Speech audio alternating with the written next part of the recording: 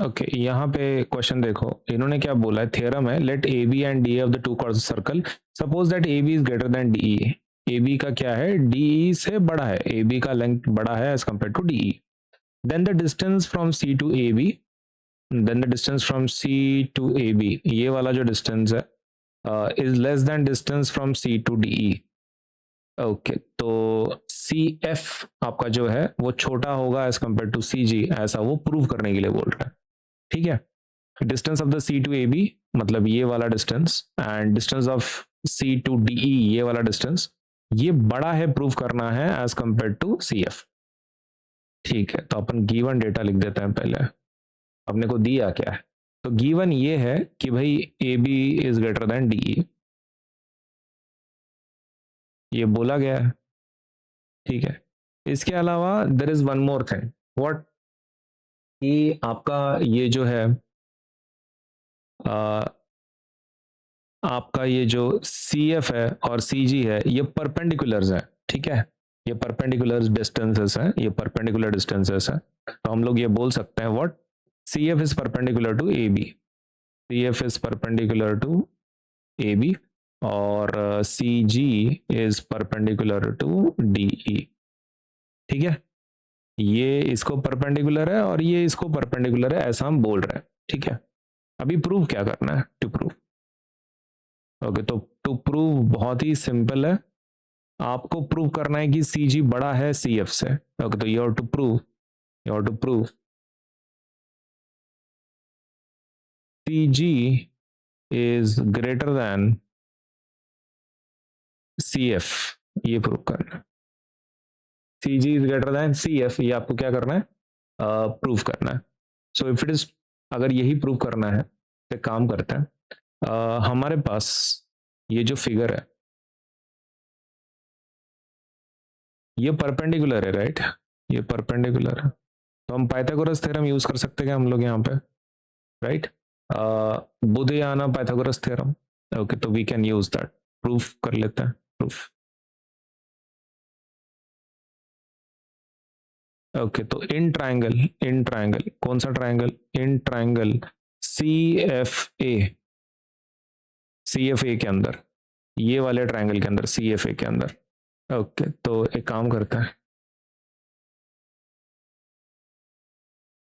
यहीं पे आपको समझा देता हूँ तो it becomes easy for you. Okay, तो यही इसकी बात कर रहे हैं हम लोग, राइट, ट्रायंगल सी एफ, ये ए बात।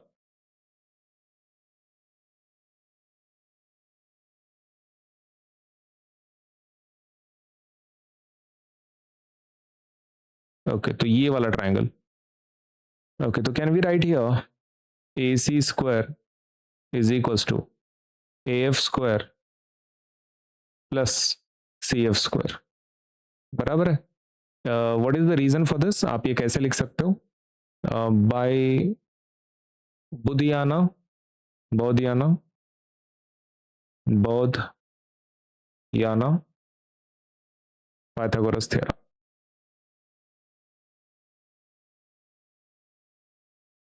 पाइथागोरस थ्योरम,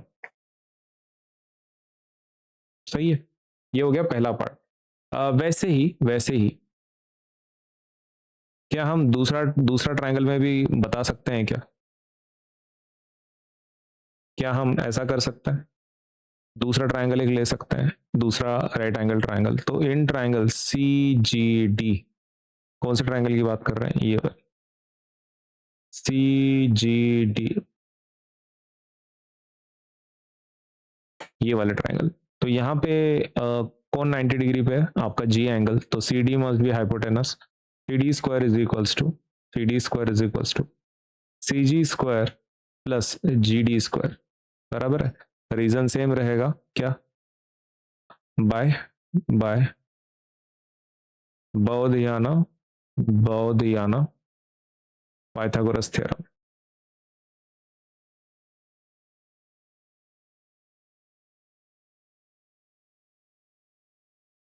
सही है, नाउ दो हमने ये तो कर दिए, क्या बोल सकते हैं, पाइथागोरस थ्योरम यूज करके, बट क्या ये ए सी और सी डी इक्वल है, are they equal, A C and C D, yes, क्योंकि वो दोनों कैसे हैं, रेडियस है, वो दोनों रेडियस होने के कारण can we say but AC is equals to CD, ऐसा बोल सकते क्या हम लोग, because they are radius of circle, radius of circle है वो दोनों, कौन, AC और CD रेडियस है ना। ओके, तो इक्वल होंगे फिर दोनों का वैल्यू, यस।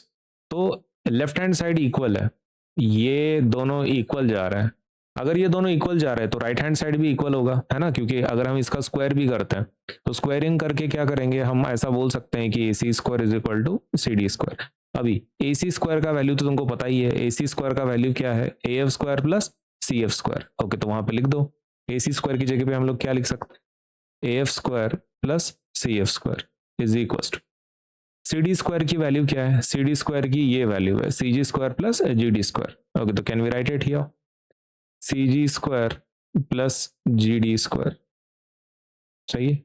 ओके, तो अपन इसको बोलेंगे नंबर 1, इसको बोलेंगे नंबर 2।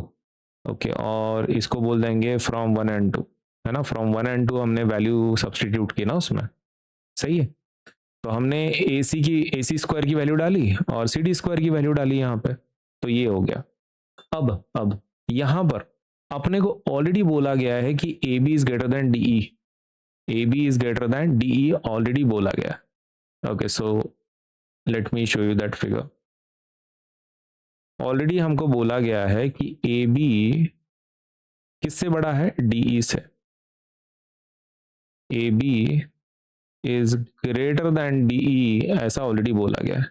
अगर ऐसा सही है, अगर ये लेंथ ही बड़ा है, सपोज AB बहुत ही बड़ा है सपोज, तो उसका जो हाफ पार्ट है FA इज हाफ, राइट, क्योंकि अपने को पता है perpendicular from the centre of the circle to the chord bisects the chord, सही है। ओके, तो हम यहाँ पे ऐसा लिख सकते हैं, perpendicular from the centre of circle to chord bisects the cord.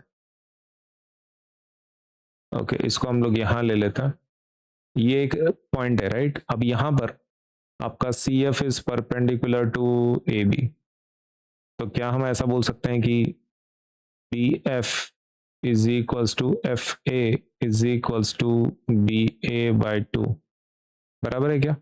हम यहाँ से परपेंडिकुलर निकाल रहे हैं ना यहाँ पे, तो ये दो पार्ट्स में डिवाइड हो जाएगा फिर, BF and FA will be equals to half of BA. Now there is one more perpendicular, what, CG is perpendicular to DE, and that will be DG will be equals to GE is equals to DE का half, सही है। Okay, तो अब यहाँ पे देखो, अगर AB बड़ा है DE से, तो क्या हम ऐसा बोल सकते हैं कि भाई FA उसका जो आधा पार्ट वो भी बड़ा होगा एज कंपेयर टू DG, सही है। ओके, तो दोनों तरफ अपन क्या कर लेंगे, हाफ कर लेते हैं, लेट अस टेक हाफ से डिवाइड कर लेते हैं। AB divided by 2 greater than DE divided by 2। Now AB by 2 की जगह पे कैन वी राइट BF या फिर AF लिख देता है ना, AF लिख देता है, तो we can say AF is greater than DE by 2 की जगह पे कैन वी राइट DG लिख सकते हैं, राइट। ओके, तो अपन यहाँ पे लिखेंगे DG, correct. AF is greater then DG, ऐसा हम बोल सकते हैं। AF को किससे बड़ा आ रहा है, AF का जो लेंथ है आपका वो DG से बड़ा आ रहा है, ऐसा हम बोल सकते हैं, सही है। नाउ अपने को ये भी पता है कि AF square is greater, right. अब यहाँ पे देखो, AF कहाँ है, ये, और DG ये वाली वैल्यू बड़ी है एज कंपेयर टू दिस, सही है। ये वाली वैल्यू बड़ी है ना, ये वाली वैल्यू बड़ी है और ये वाली वैल्यू कैसे छोटी है, लेकिन ये दोनों इक्वल है ना टर्म्स, ये दोनों इक्वल टर्म्स है, इसका मतलब CF की वैल्यू कैसी होगी, पक्का कम होगी और सी जी की वैल्यू कैसी होगी, पक्का ज्यादा होगी, क्योंकि वो इक्वेशन इक्वेट करना है ना, इक्वल करना है। ओके, तो let me explain this again properly. मैं इसको नीचे ले लेता हूं। मुझे नहीं लगता इसमें कोई प्रॉब्लम होगा, सही है, क्योंकि ये तो उन्होंने ऑलरेडी दिया था, अपन ने उसको हाफ किया और अपने को पता चला कि भाई A F is more than D G, A F का वैल्यू डी जी से बड़ा है। तो इनको हम लोग हाईलाइट कर लेते हैं। A F, A F, A F कैसा है, ए एफ का वैल्यू कैसा है, ए एफ का वैल्यू ज्यादा है, राइट। ए एफ का वैल्यू ज्यादा है, तो किसका कम है, डीजी का। ये रहा डीजी आपका, डीजी का वैल्यू कम है। लेकिन ये आपको इक्वल टू प्रूव करना है ना, ये दोनों इक्वल है। अगर ये बड़ा है ये छोटा है, तो ये इक्वल तभी होगा अगर ये नंबर बड़ा होगा और ये नंबर छोटा होगा। दूसरे दो रिलेशंस उल्टे होने चाहिए। तो इसका मतलब आपका ये जो सी जी है ये पक्का बड़ा होगा और सी एफ पक्का छोटा होगा, करेक्ट। तो एक एग्जाम में हम ऐसा बोल सकते हैं, इसको हम लोग इक्वेशन का नंबर दे देते हैं, लेट अस जस्ट से 3 और इसको अपन बोल देंगे 4, ठीक है। अब यहां पे देख, as AF is greater than DG,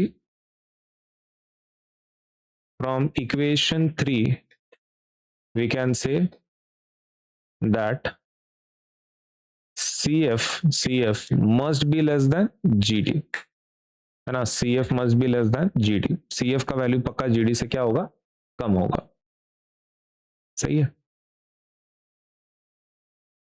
okay, अगर आपको ऐसे लिखना है, वो स्क्वायर के फॉर्म में लिखना है, क्योंकि यहाँ पे स्क्वायर की वैल्यूज है, राइट, यहाँ पे स्क्वायर की वैल्यूज है। ओके, तो एक काम करते हैं अपन, वो स्क्वायर के हिसाब से लिख लेते हैं ना फिर। तो we can say CF square is less than CG square, correct. And फिर स्क्वायर रूट ले लेते हैं दोनों तरफ। अगर हम स्क्वायर रूट भी लेते हैं, CF square less than square root of CG square, तो that will be CF square greater than less than CG। Square root ले लिया ना, तो यही प्रूव करना था आपको, CG बड़ा है बोल के, CG बड़ा है यही प्रूव करना था ना, तो कर लिया अपन ने।